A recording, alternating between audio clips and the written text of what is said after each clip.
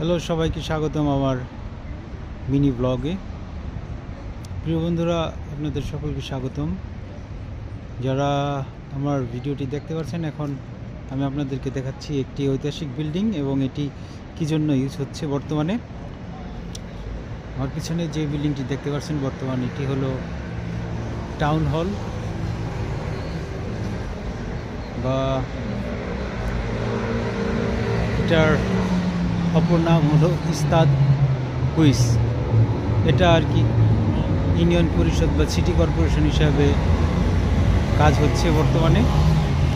এই বিল্ডিংটি নির্মাণ হয়েছে 1914 সাল থেকে 1920 সাল পর্যন্ত।